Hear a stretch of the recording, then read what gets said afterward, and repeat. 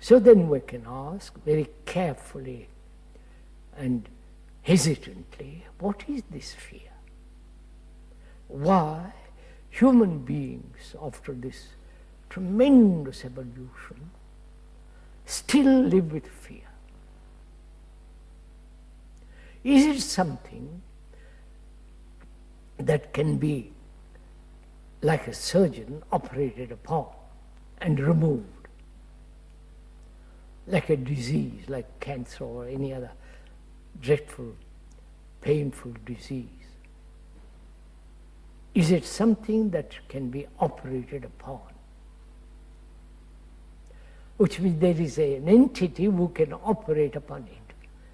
But that very entity is an abstraction of trying to do something about fear.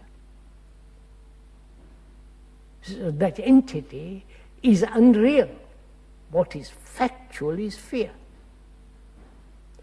And this requires very careful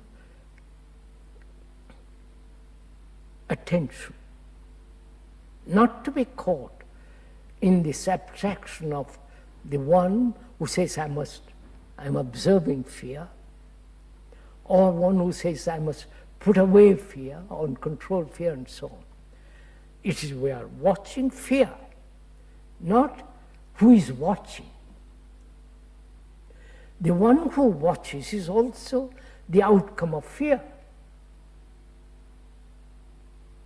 If this is clear, that the observer, to go back to our old saying, the observer is the observed, the thinker is the thought, the doer is the entity who is doing. There is no division. And so, if there is no division, which is an extraordinary fact to realize, fact, not an idea I must realize, it's an extraordinary fact that there is no division between the observer and the observed. And therefore there is no conflict. Conflict exists when there is the observer different from the observed, which is what most of us do, and therefore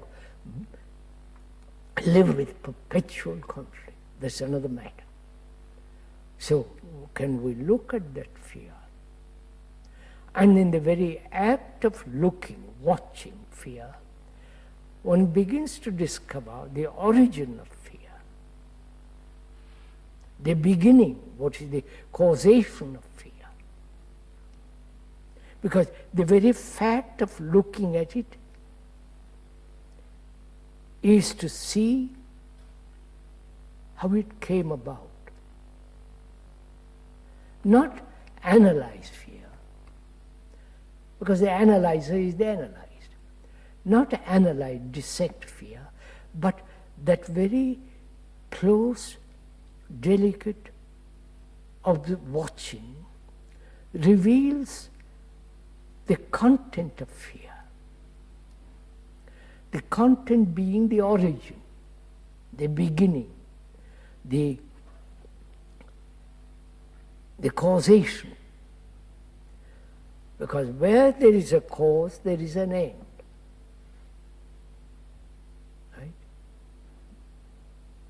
The cause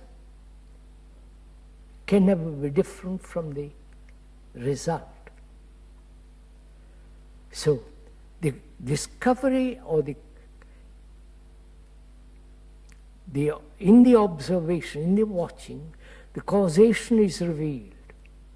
So the causation that you're speaking of is presumably not an individual fear, a particular fear.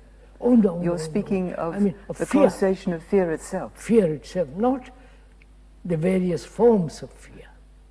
I mean, that's what we generally see, how we break up fear. That's part of our tradition, to bring about a fragmentation of fear. Therefore, be concerned only with one type of fear, not the whole tree of fear. Not a particular branch or particular leaf of fear, but the whole nature, the structure, the quality of fear. And in observing that very closely, watching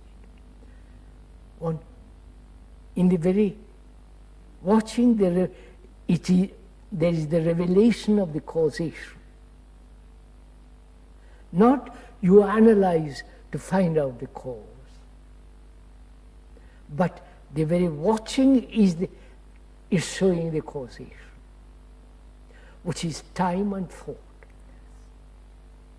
Of course, that's simple when you put it that way. Everybody will accept it's time and thought. If there was no time and thought, there is no fear. Well, could you enlarge a little bit on that? Because most people think that that there is something, that there is, how can I put it? That they don't see that there is no future. They think, I'm afraid now from a cause. They don't see the factor of time and thought. I think it's fairly simple.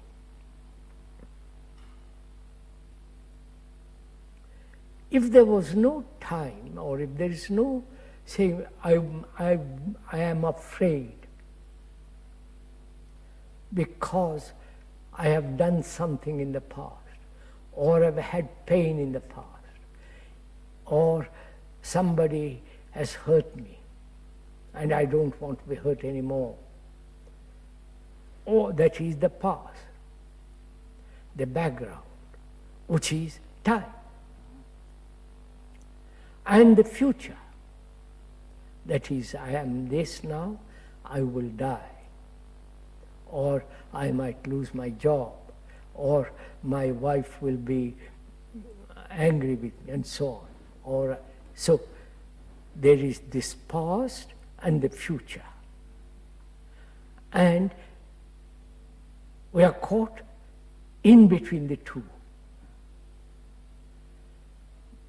That is, the past has its relationship with the future. The future is not something separate from the past.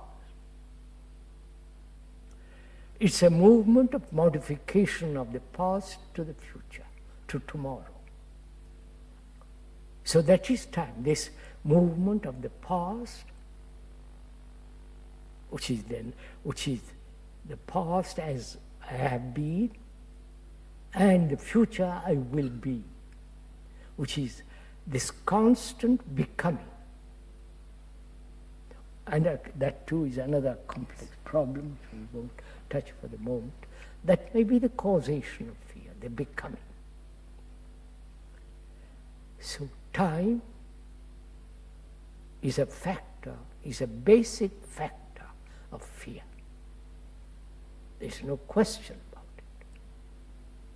I have a job now, I have money now, I have a shelter over my head, but tomorrow, or many hundred tomorrows, might deprive me of all that. Some accident, some fire, some lack of enough insurance, and so on, as it has happened in this house. All that is a time factor. Not the ending of time, but see the factor that fear is part of time. Not say, can I end time? That would be a silly question. Sorry to use the word silly. And also thought is a factor of fear. Thought.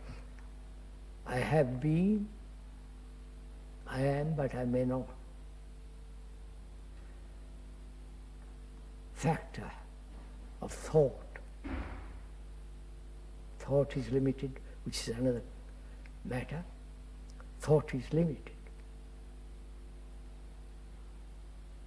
because it's based on knowledge. Knowledge is always accumulative. And that which is being added to is always limited.